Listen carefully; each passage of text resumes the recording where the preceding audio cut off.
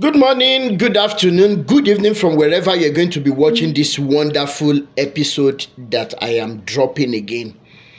This is the episode that will help as many as possible who are still mistaking the shrines and covens they go to and calling it church. Because what I believe to be church should be according to the details and characteristics they highlighted in the book of Acts, chapter 4, from verse 32 downward. So, if the church you're attending is anything short of the description, then you're not in a church, you're in an occultic organization. So, in order to help you with this one that I'm dropping, I am pleading that you listen without sentiment. And why should you listen to me? Number one, I am not saying things I'm saying to make money. Number two, I am not somebody who is on social media just to have followers. Who follower help in the first place? Number three, all my posts have always been about reducing the levels of injustice that we have in our society, and also to reduce the gap that they have intentionally created between the poor and the rich. Now, what is it that I want to drop now? It is an uncommon, unpopular topic, an assumption that comes with conclusions that so many people will not like. And what is that conclusion? Number one, I want you all to know that it is not everybody that will be wealthy. According to our definition of wealth anyways, it is not all of us that will buy a car. It is not everybody that will have a house to his or her name, even if such a person will live up to 100 years on planet Earth. It is not everybody that will marry. And it is not everybody that will have children. I'm not sure you understand what I'm trying to say.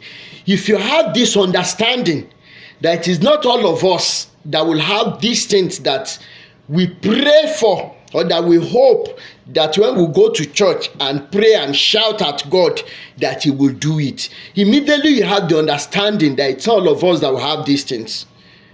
These pastors will be out of business. And why am I saying so?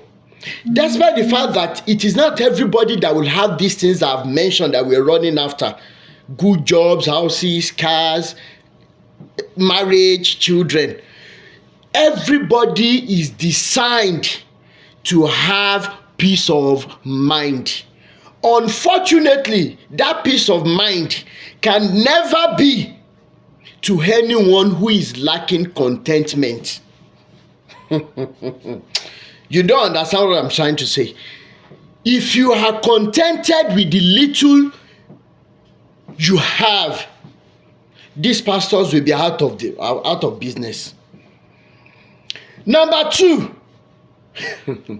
the contentment is one. Number two is that you must be able to remove what will people say syndrome from your life. Anybody who has been able to get to that level in life, there is no problem that he can't face.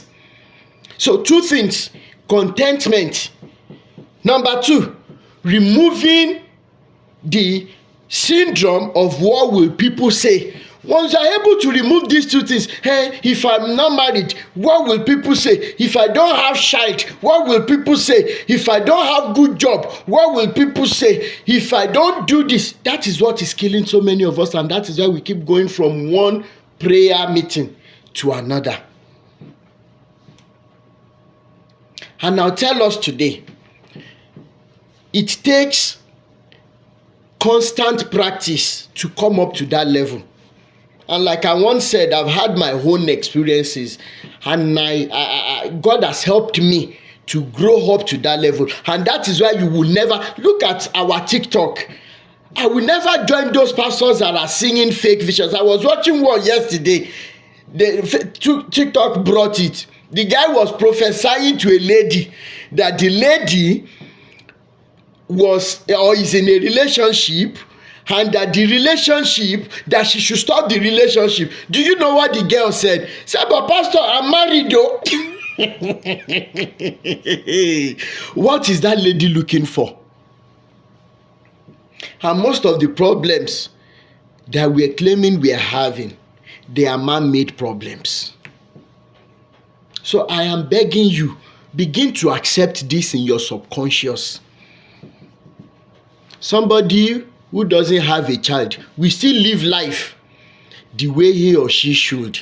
If she's not going to be saying, what will people say if I don't have child? In fact, that is what is killing some couples now, that they are running helter-skelter. They are happy now, but immediately they start putting the factor of what will people say, this couple, they don't have children, they begin to lose their happiness and their lovely home. So I am begging you this morning, start imbibing that habit, contentment, and removing the factor of what will people say. You're going to see that your life will be more meaningful. My name remains Rotimi Daniels. Awikokolojo ọlọ́rọ̀ tọ́lọ́rọ̀ bá gbọ́ kí ló fẹ́ fi mí ṣe. And like some of you will say, I want to trend. That's why I'm mentioning these pastors. It's a lie. I'm only begging you that you put sentiment aside and you put that mentality that they born us into. You try and remove it. If not, there will be a bigger problem. I won't say much more than that. Ire o.